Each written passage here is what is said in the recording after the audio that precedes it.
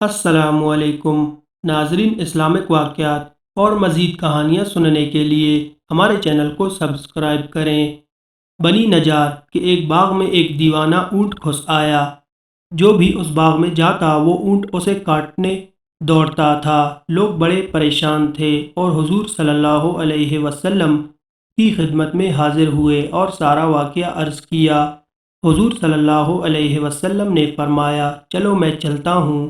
چنانچہ حضور صلی اللہ علیہ وآلہ وسلم اس باغ میں تشریف لے گئے اور اس اونٹ سے فرمایا، ادھر آؤ۔ اس اونٹ نے جب رسول اللہ صلی اللہ علیہ وآلہ وسلم کا حکم سنا تو دوڑتا ہوا حاضر ہوا اور اپنا سر حضور کے قدموں میں ڈال دیا۔ حضور صلی اللہ علیہ وآلہ وسلم نے فرمایا، اس کی نکیل لاؤ۔ نکیل لائی گئی اور حضور نے اسے نکیل ڈال کر اس کے مالک کے حوالے کر دیا اور وہ آرام سے چلا گیا۔ حضور صلی اللہ علیہ وآلہ وسلم نے پھر صحابہ سے فرمایا، کافروں کے سوا مجھے زمین و آسمان والے سب جانتے ہیں کہ میں اللہ کا رسول ہوں۔ حضرت سیدنا ابن عباس رضی اللہ عنہ سے مروی ہے، ایک اعرابی اپنی اونٹنی کو مسجد کے دروازے پر باندھ کر آپ صلی اللہ علیہ وآلہ وسلم کی خدمت اقدس میں حاضر ہو کر بیٹھ گیا۔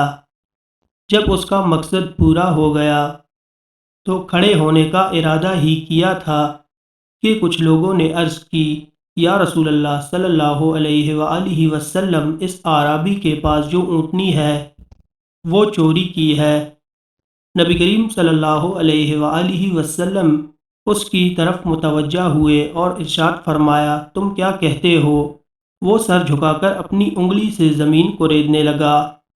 اللہ تعالیٰ نے اونٹنی کو قوت گویائی عطا فرمائی تو اس نے دروازے کے پیچھے سے عرض کی، یا رسول اللہ صلی اللہ علیہ وسلم، اس ذات کی قسم جس نے آپ کو بشیر و نذیر بنا کر حق کے ساتھ بھیجا ہے، اس شخص نے مجھے نہیں چرایا بلکہ مجھے کسی اور نے چرایا ہے۔ اس نے تو قیمت دے کر مجھے اس سے خریدا ہے، یہ مجرم نہیں ہے۔ حضور صلی اللہ علیہ وسلم نے اس اعرابی سے استفسار فرمایا، اے اعرابی، تجھے اس ذات کی قسم جس نے تیری بارات کے لیے اونٹنی کو قوت گویائی عطا فرمائی، یہ بتا کہ سر جھکا کر زمین کریدتے ہوئے تو نے کیا کہا تھا؟